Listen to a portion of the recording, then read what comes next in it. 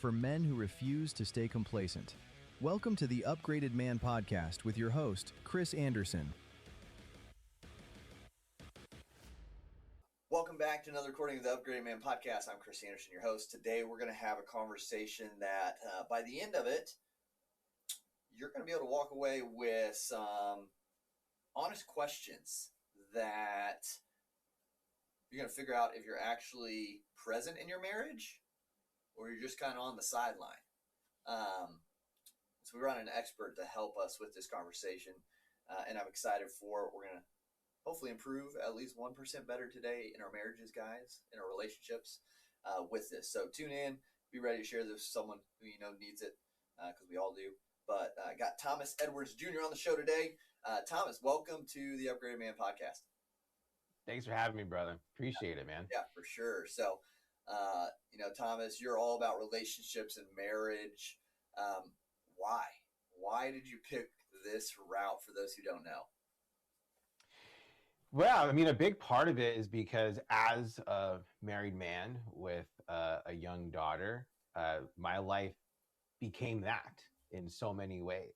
And, you know, the clients that I serve, a lot of them, I would say if not 98% of the clients that I serve have businesses, and they created those businesses for the purpose of being able to provide for their family, but also create the freedom to allow them to be present for them. And somewhere along the way, they got lost in the sauce of growing the business, and now the thing that they built for their family is now taking them away from them. And you know, the whole split identity and trying to create work-life balance, which I'm sure we can talk about. I have a lot to say about that. Oh yeah. It just makes it really messy for the average businessman, you know. And so I want them to feel like they can do all the things that they want to do and still be present for their family, because that's their living legacy. Yep. And I want them to feel like they can be there for all those moments that matter for them. Yeah, I love that. And it's so true. Yeah, that work-life balance thing, that'll be good to dive into, because I'm sure we're kind of on the same camp of that. Maybe we'll see. I don't know. But why? Yeah. Like, obviously, this is always something we were working on, right? Relationships are not perfect. You got two imperfect people coming together trying to live and build something. What led you into, like, I mean, are you like Hitch, or you the date doctor type thing, or you know, what's your expertise that got you being able to speak towards, you know, building better relationships and marriages? Yeah, you know, I started off, this was back in 2009, you know, I was a young gun and wanted to really just offer something that maybe could be useful to the fellow man.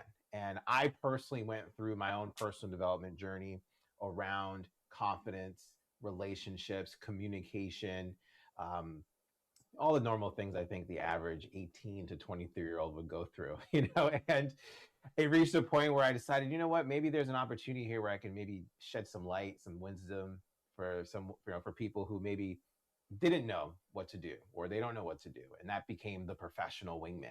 And I would go out with my clients and I would in real time give them feedback on what was preventing them from making those quality romantic connections. And so a lot of people would call me the real life Hitch. The media loved calling me the real life Hitch, because that was essentially what I did. Yeah. I offer that it was better because I was actually with them in these social environments, right? Like I wasn't the guy in the earpiece or anything like that. Yeah.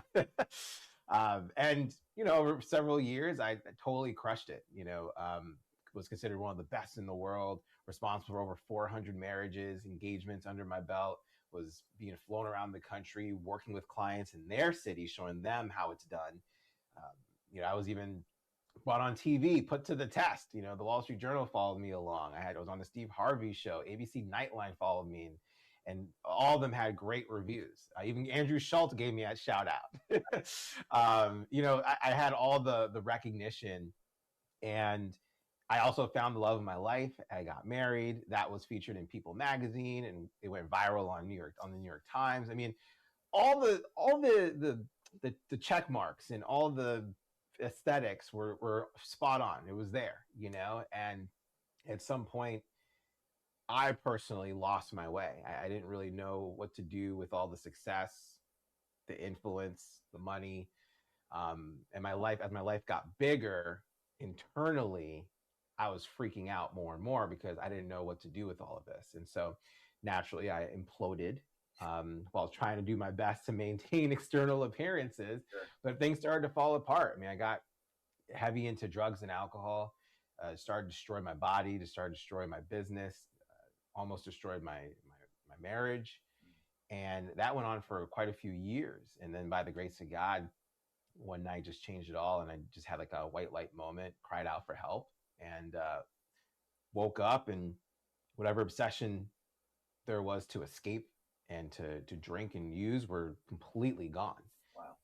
And for most people, that's probably like the best thing, right? But for me at that point, it was not. Like I was really, really scared because that's all I knew. I didn't know how to live life where that wasn't accessible to me.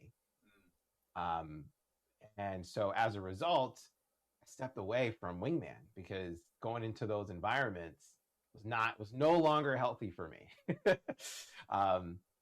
But I still wanted to help people, and I had this skill set that I developed over a decade of helping people understand themselves and how to understand relationships.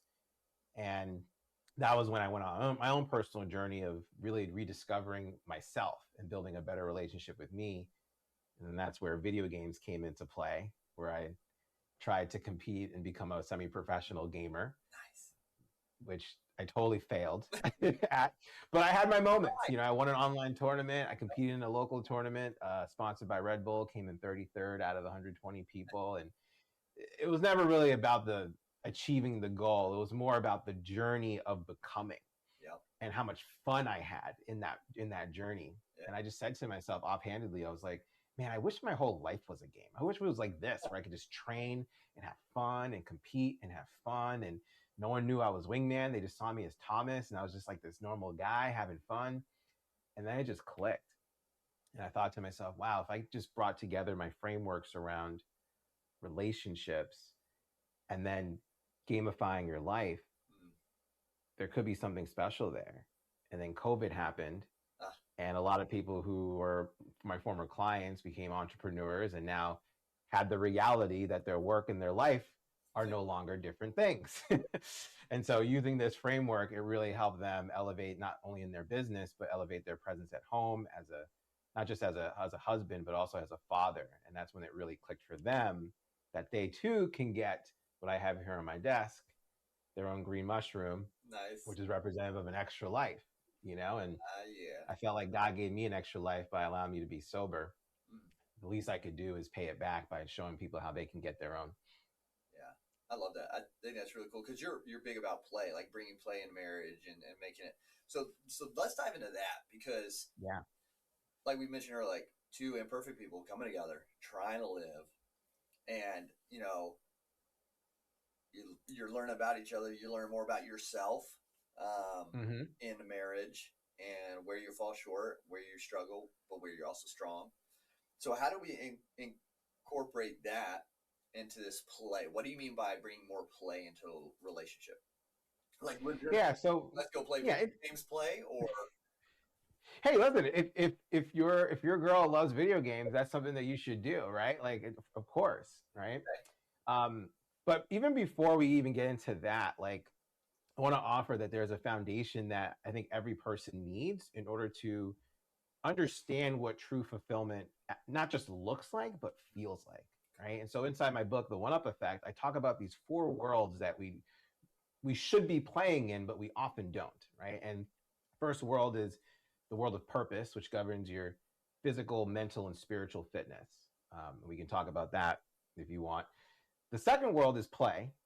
And to answer your question, it's about the people, the places, and the experiences. Sometimes there's things, right? But mostly experiences that bring you joy. This is where actually more expression of your life comes through this area, and it's often the most neglected. Yeah. The third world is the world of passion, which is all about connection and love of yourself, of your partner, of your family, and then of your community. This is where contribution goes from internal love to outward expression and care. And then the last area, which is where most people, I would say most men, focus all their attention on, is in the world of performance, which is about increasing sharing, and then asking for value, typically value in the form of money. But it could be other things as well. Could be energy, could be attention, could be support, whatever it might be. Could be a hug, whatever. So typically what I found is for most men, when they're disconnected in their marriage, oftentimes it's because they're disconnected with themselves. Yeah. Right. They haven't hit the first level of the game, which is self-love. And oftentimes people will, my clients will ask me, well, how do I actually express love for myself? Right. Which I think is a pretty reasonable question, right? Like, who taught you how to express love? Probably to other people, but to yourself, you probably weren't taught that. Right. Right. So it makes sense, And so one of the first things I always tell people to do is like the way you would treat someone that you admire. And there's probably a time, if not now, that it was your spouse, right? Like, what were some of the things that you did for your spouse when you were courting them that showed or portrayed you being a viable partner for them, right? Like, this is very similar to how we should be treating ourselves. Like, we should be courting ourselves, right? Saying sweet nothings to ourselves to build our confidence and our sense of self-worth, taking ourselves out on dates or treating ourselves to experiences because we love ourselves, right? Like, we don't necessarily do those things for ourselves, yet we expect other people to do it for us, notably our wives. And they maybe sometimes they may not, right? But if you ever felt like it was never enough, now you understand why. And it's typically because you haven't given it to yourself and you're expecting it all to come from your partner, maybe your kids, your friends, your community. And I can promise you, like, it'll never be enough. I've been there. I've seen my clients go through that, So what do you think that is? That's just a long-winded way to get to the to the beginning of your answer there, right? Why do you think so many guys struggle with loving themselves at all, or showing any positive stuff towards themselves? Well, we haven't had any. I would say straight up that chances are they grew up in a home where they didn't have the ability to develop what I call emotional literacy. Right. Now, most people will talk about emotional intelligence, and that's so important, but that's like level 2. Right. Or actually I'll say level 3.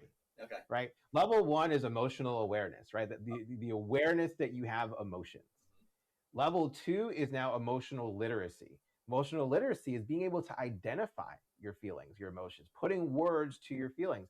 A lot of guys can't do that, right? Yeah. And most emotion that comes out because they don't like know how to put words to it often comes out as anger. Yeah, right. Right?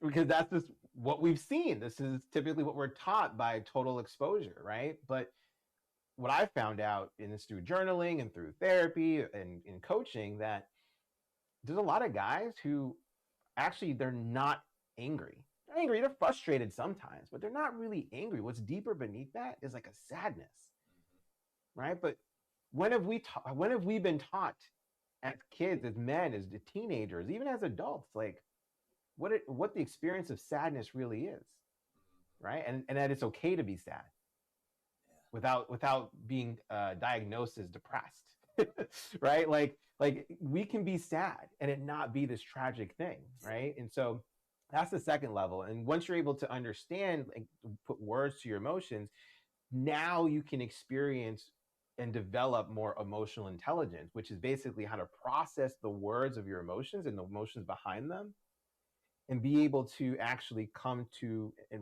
process and then come to a resolution that can support you in not only moving forward, but having, once again, the awareness of if that situation were to happen again, you're now better equipped to manage it. Yeah, that's a good thought. And it's like it's just a constant, like,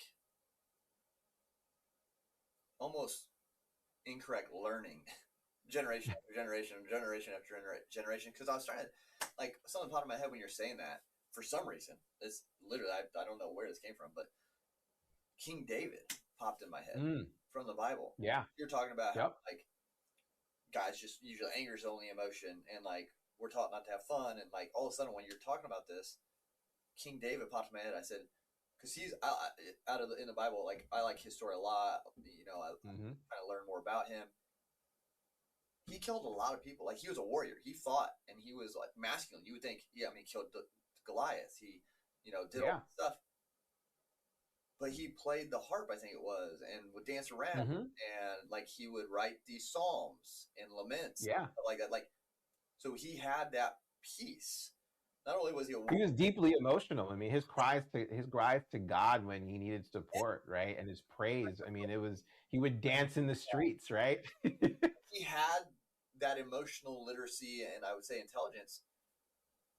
And so, like, because my mind goes like, we're just taught like be strong, keep it all in, all this stuff. But I'm thinking, I'm like, no, like look that far back and how they wrote the poetry. They spoke kindly. They were gentle, but they're also warriors. Like, that's what popped in my head right then. And Yeah. I mean, obviously, King David obviously has his downfalls. He has his mistakes. He has his Of course. imperfections, just like we all do. But just that, I don't know. It just popped in my head. I'm like, that's so.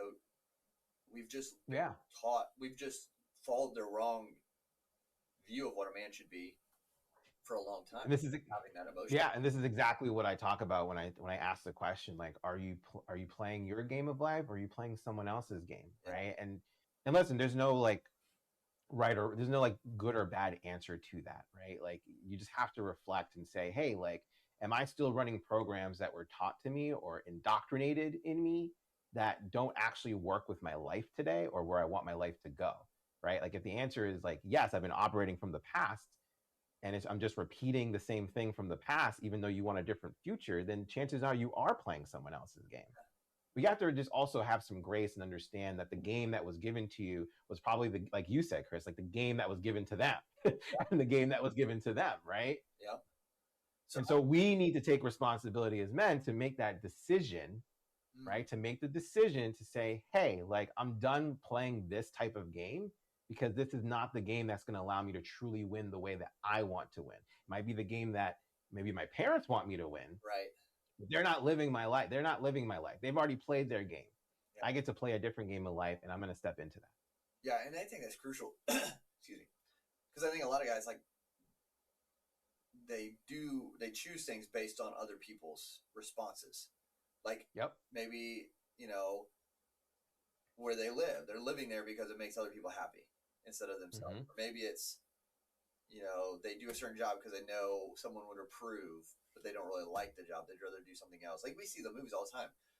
Follow the family business. I don't really want to do this. I want to do, decorate Christmas trees, like, but they're happy. So, like, I think that's figuring that out. So in marriage, like, how do we, once we are aware of this, like, hey, I've got to figure this out. How do we work alongside our partner, our spouse, to help them understand and be aware of what we're going through? Because it's probably hard for most guys to be like, have that communication and the talk about the emotions and stuff. How can we start opening those doors and still not lose, who we are as men still? Yeah, and I think it's also really important to understand, because I've been through this too, and I've witnessed other clients go through this too, right? Like, what you don't want is to be like, and this is going to be controversial, I'm going to say, but I'm okay with this because I know it works. It's like, you want to be mindful not to be 1,000% like sharing everything in terms of emotionally with your partner, right? Because there's certain things that, like, you will share with her that she will never understand. And if you share those things with her, it's going to start to alter her perception of you from a lens in which she does not understand. And the same thing actually is true of your partner, right? Like, your partner goes through things in life. I mean, she's a woman, right? So she goes through things in life that you will never understand or experience. And she should have her girlfriends to go to and talk to about those things, right? Like, and what I mean by that is like the depths of that, not like at all, right? Like, if she wants to mention that she's on her period, right? Like, that's important for you to know. And that's information that you should have, right? You don't understand what that means typically, right? But it gives you a heads up of like, something is happening with her, and you need to know that. Yeah.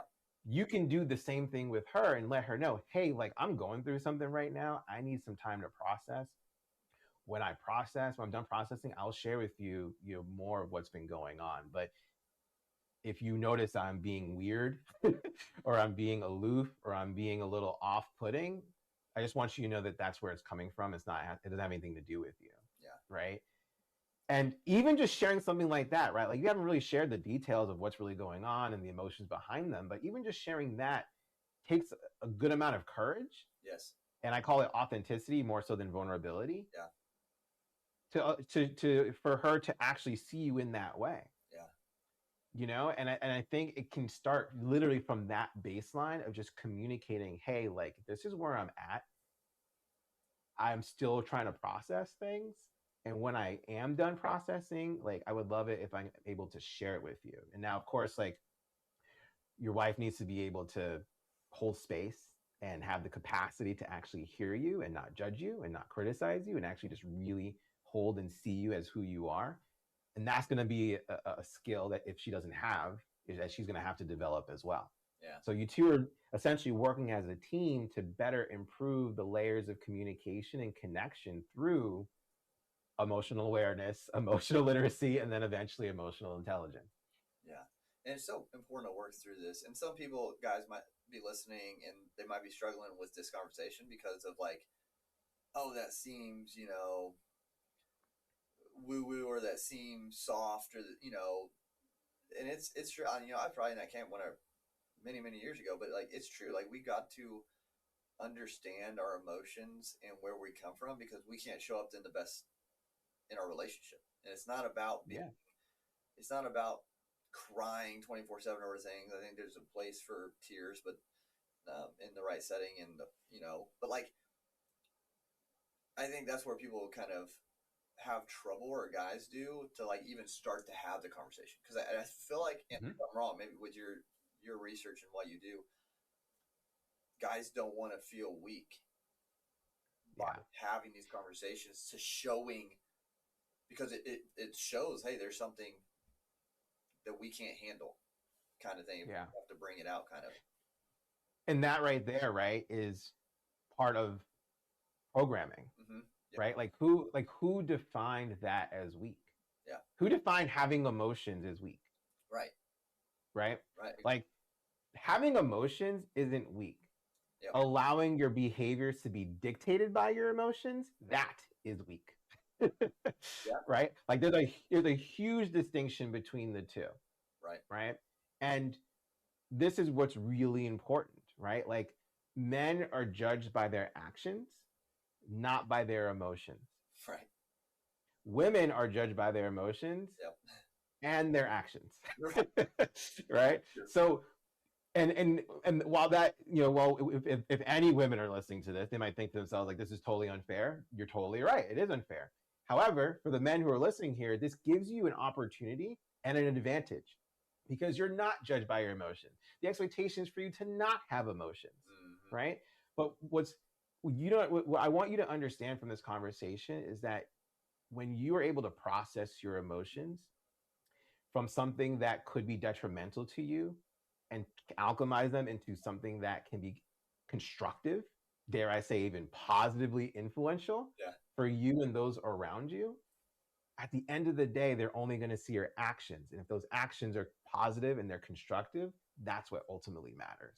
But you'll never be able to access that level that you can ultimately hit if you don't allow yourself to process those emotions. It doesn't mean like all those, and I'm not even talking about like just the quote unquote negative emotions, right? I'm not just talking about anger, sadness, frustration, you know, whatever it might be. I'm also talking about like gratitude and excitement and happiness and contentment, right? Like, know why you feel this way. Why do you feel excited? You know, most of the things that we emotionally respond to have nothing to do with the event that we're actually experiencing. Typically, it's about an event that happened way in the past that we have not spent time resolving or reconciling. And if we took time to actually do that, whether it's through journaling, through therapy, or other tools, man, like your emotional capacity to be able to handle life at a higher level will dramatically increase. Yeah, because again, you think like just what you're saying right there. People are like, oh, journal, okay, whatever. Like what's the? I was that dude, so I get it. Oh, I know, but I've been there too. But like now, they like one of the most prevalent people that people read all the time is Marcus Aurelius' Meditations. Dude was journaling, man. Like getting all the time. out all the time. Like, so like people at that level of leadership and like manliness, whatever you want, how you want to quote it, like journaled still. Like those people, like I think we're almost, it's like we are looking towards very broken people as our guide instead of looking at the ones who are doing it right, even though they might even be perfect, I guess. Like, I don't know. Yeah. It's crazy because No, it's a good point, right? We like you were talking about King David earlier, right? Like I think another great example is King Solomon, yes. right? Like King Solomon, considered the wisest man to have ever lived, the richest man to ever lived. The man, wrote proverbs. The man wrote songs, and it was all him processing and oftentimes intellectualizing life as it unfolded in front of him, right? So if the richest man and the wisest man was also journaling, like it should tell you something about the power of being able to put hand to paper and just process what's going on in here. Because I can promise you, as men, chances are whatever's going on in here, as great as amazing as the conversation may start, it is inevitable that the conversation is going to end with you feeling either not good enough, not lovable enough, or useless. Yep. Right? And that's not really where you want your conversation to end. Right. You don't want it to end in here. Exactly. Right? And so writing, typing, thumbing is a good way for you to get the conversation out of your head before it gets there, so you can actually start to really process and reconcile. Yeah, because you look at that, you get it out of your head on paper or typed out or whatever it is. It's just a different thing. It gives you almost like a moment, instead of your thoughts spiraling and keeping going so fast, to like take a moment, like, wait, is that true? Mm-hmm. Why is that true? Or why? Like, it gives you almost a second enough to like intervene. Yeah, break it down. 100%, man. I mean, in my book, I have a journal kind of prompt sequence. And one of the questions is like, if you're triggered by a certain event and there's a story or a narrative that's triggering those emotions, like you got to check in with yourself. Like, is that 100% true? Yep. Like, example for chances are a lot of the thoughts that we tell ourselves, which are ultimately negative, they're not 100% true. Yeah. They're just not, right? But we don't check in. If you're like, for me, like if I'm driving and someone cuts me off, I get upset. Or if they're in the left lane, if they're in the left lane going slow, we'll get out of the way. Oh my God. Yeah. I get upset. If I could take a moment, why am I upset? They're slowing me down. Okay, so why am I rushing so much? Why, like, okay, is it really that a big a deal? Is it an emergency? Can I take a moment and just, be thankful? Like kind of, I can be better at that kind of thing. And in the same kind of process, I think, of why is that making me so flustered? Is it really them, or is it just something I need to kind of work through and take a beat and figure it out?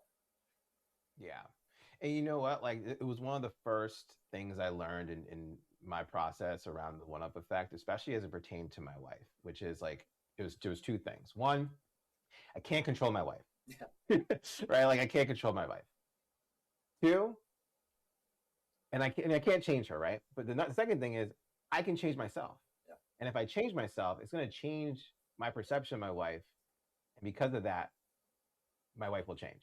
Yeah. Right? And so me changing and having the control over that and not letting it being dictated based on what she does or what my daughter does, right?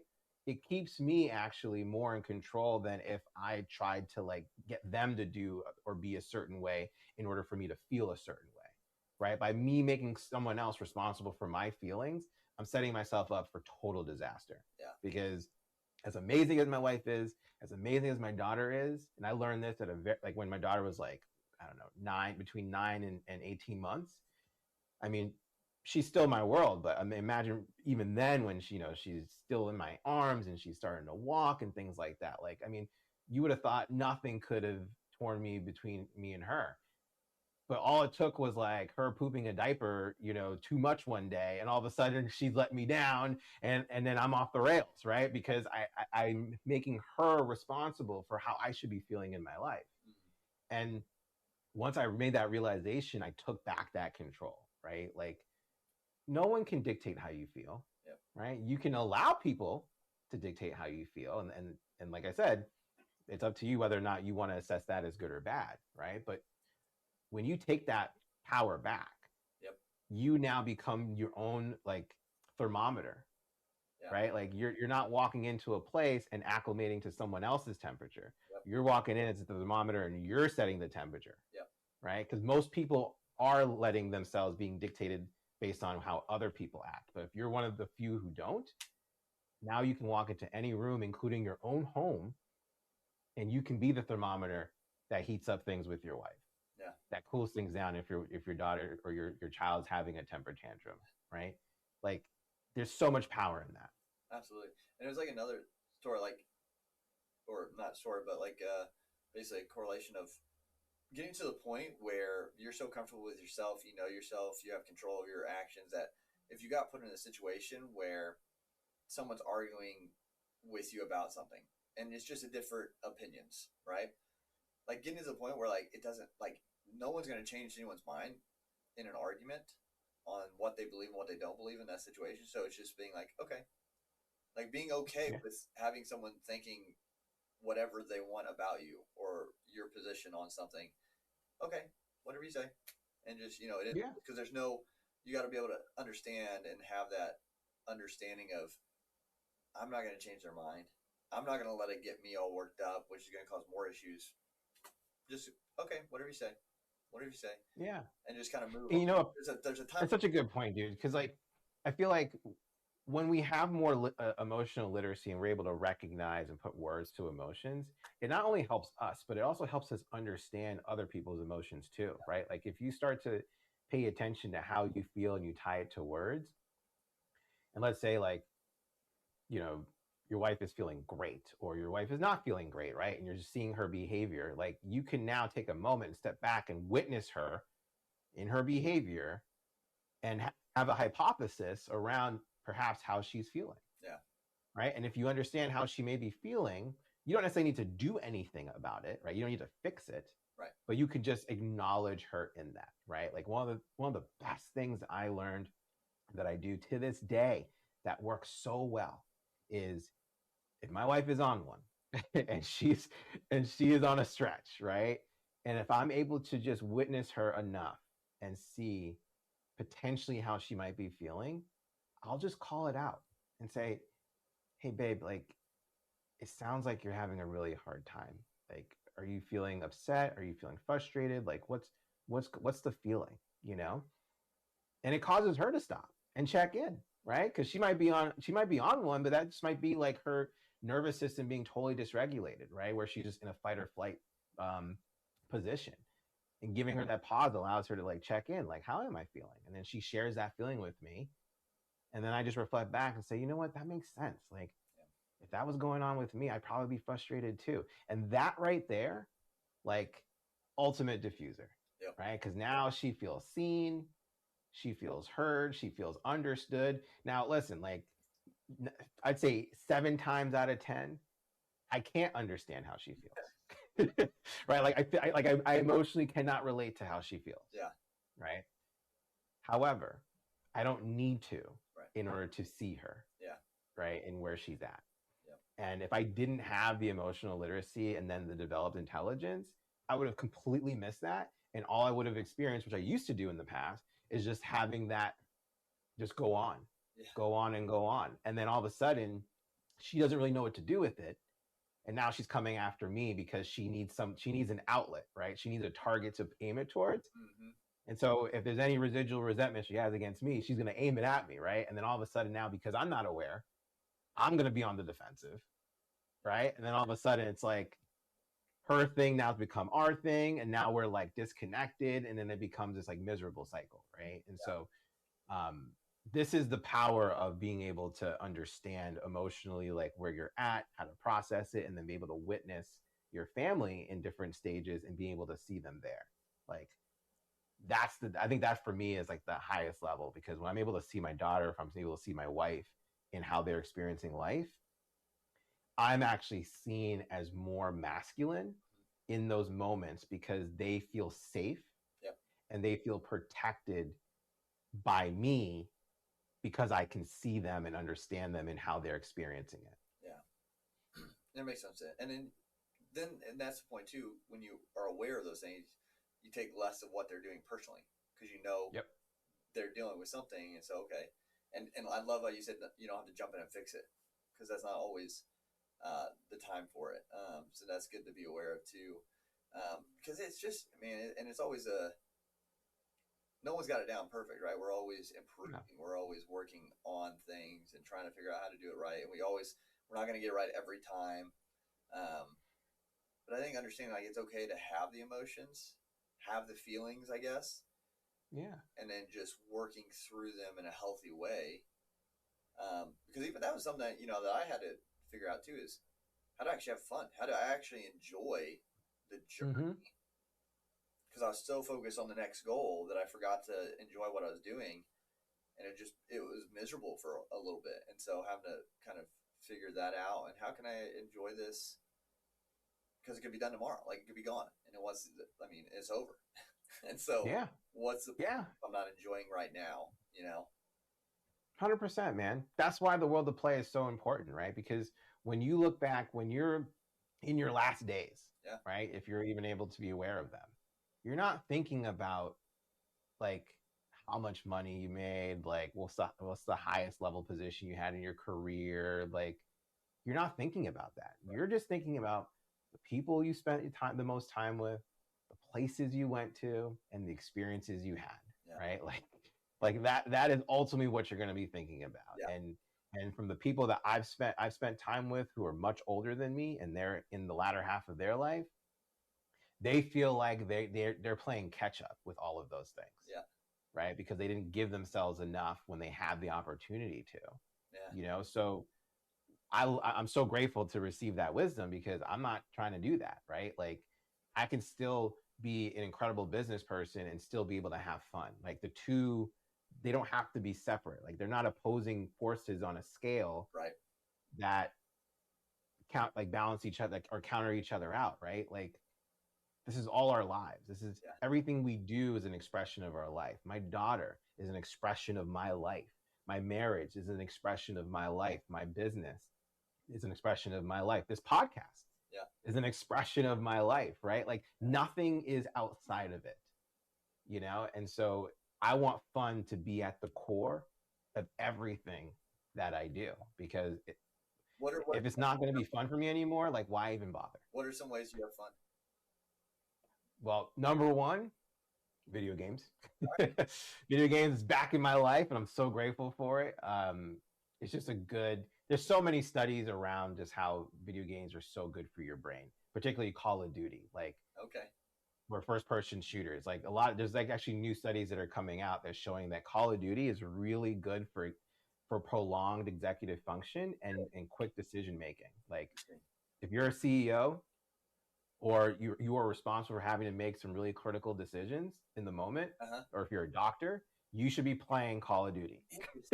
You'll be surprised how quickly you'll be able to make critical decisions really fast. This is good. So I struggle with the video game thing. I used to play in high school, played a lot. College, I played some. I feel guilty sitting down and playing video games for an hour. Like, and it's not even every day. Like, even if I was go do it today, I'd probably feel guilty because there's so much I have to do to get done. So, the story though, with that too, I got invited. So my best friend from high school, we used to play Halo, like LAN parties. Nice. Yeah. He set one up for Saturday. So in a couple days, I'm going to go back over there. We're going to do a Halo LAN party. I'm like, man, I haven't played. That's awesome. I'm going to be so bad. But I'm like, this is going to be So that I was like, I have to do this. Like I could be busy, but I was like, no, I haven't done stuff with these guys in a long time. Like it is fun. I was like, I need to have a little bit more fun. I'm going to say yes and do this because it will be fun. And so I'm trying to get a little more back in there. And if not, like, again, I love, it goes back to your point. Like, if you don't have any fun, what's the point? want to be miserable. Like, what do you it's one thing if you are really passionate and excited about your business and there's things that you can look forward to, right? Like, that's one thing. But like outside of that, right? Like, you need to have things to look forward to. Your brain actually needs things to look forward to because it needs to have a payoff for all the grinding that you're doing. Like, there needs to be a payoff. And if there isn't, your brain at some point is just going to be convinced that there is no payoff.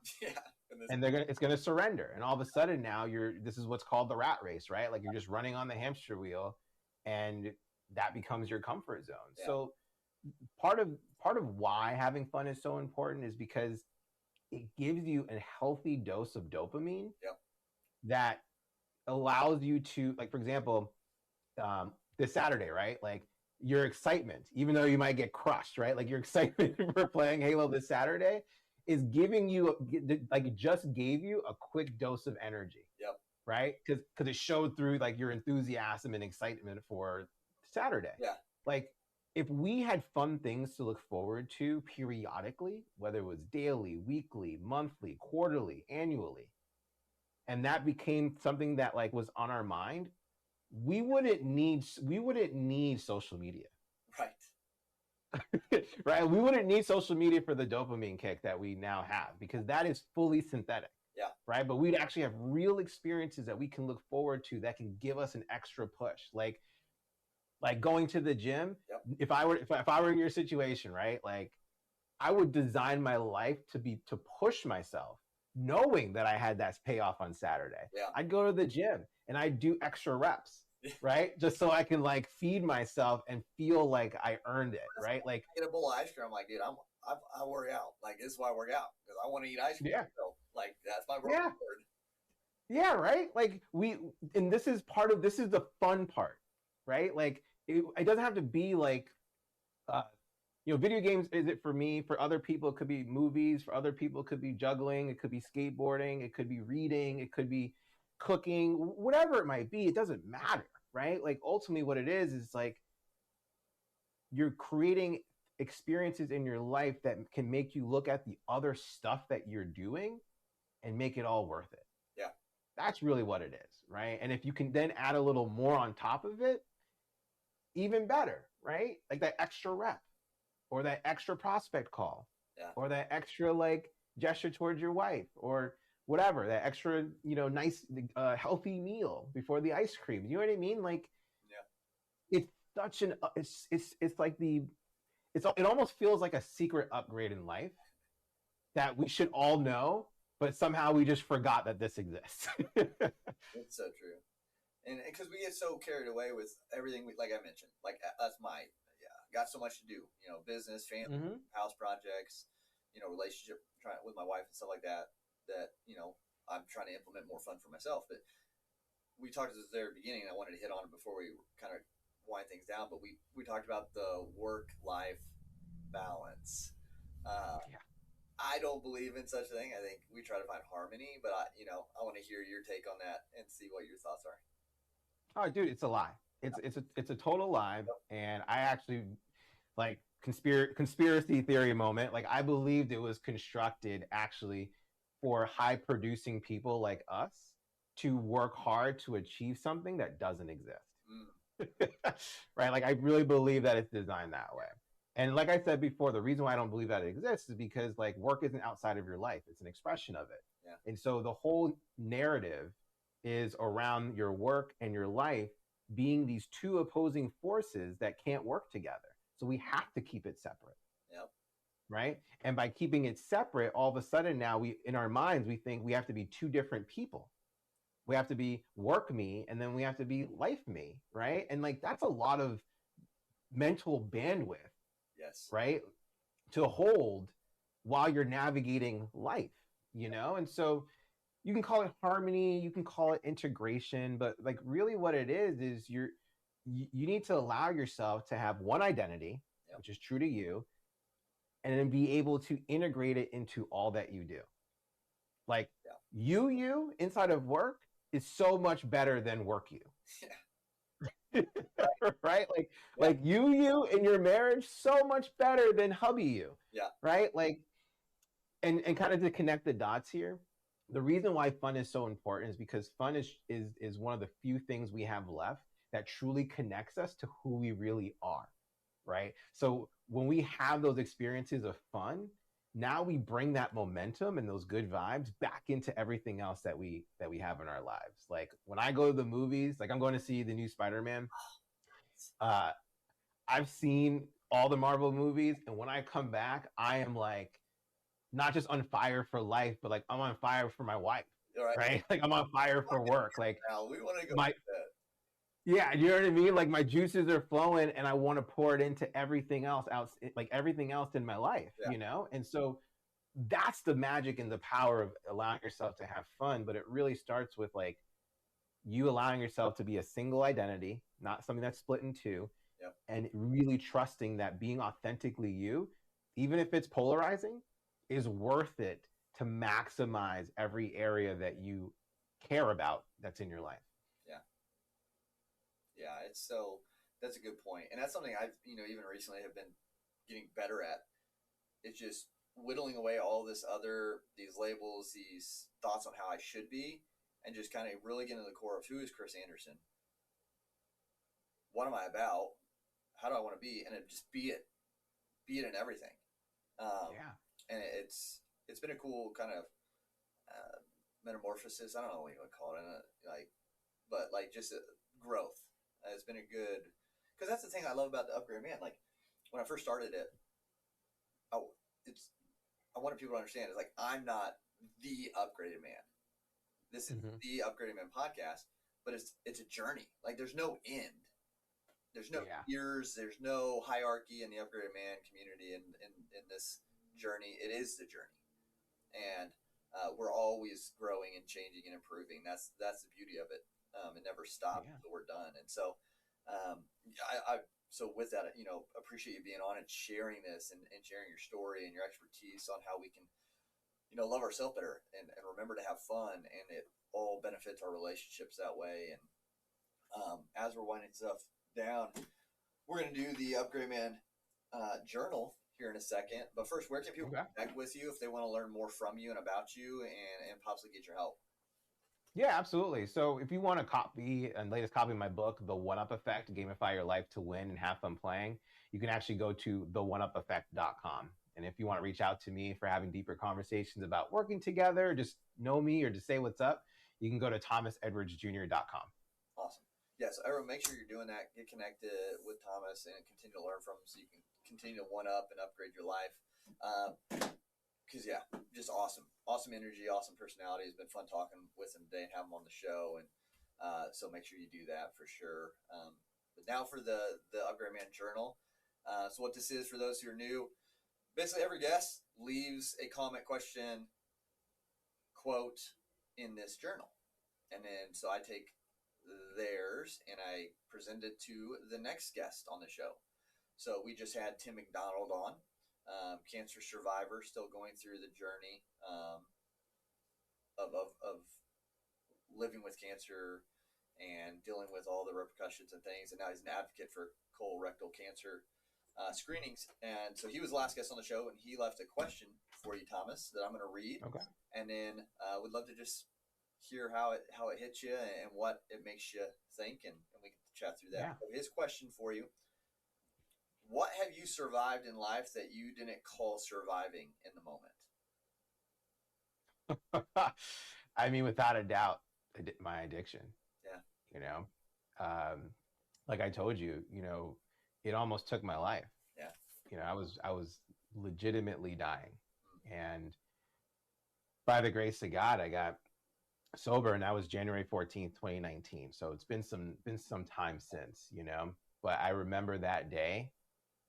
And it's funny, I was talking to someone yesterday morning, and he was like, you had your own resurrection because you died when you asked for God's help in the middle of a blackout. You died, and then 3 days later you ended up in the recovery rooms on a path that brought you closer to God. Right. And I didn't really think of it that way, right? But when he said it to me, I was like, that is nuts, right? Because when I woke up that morning, January 14th, like I told you, like I was not happy. I was not feeling like I survived. Right. Like I felt like my life was done because there was no way I could live in a world where drugs and alcohol were not available to me, but for whatever reason, I also knew in my soul that I no longer had access to it. It was almost like, in a game where like there's a certain level and it's like blocked off. You can't like get access. Like that's what it was like for me. I was walking around the streets of Santa Monica and all the bars had like an X in front of it. Like you can't, you know what I mean? It was very bizarre.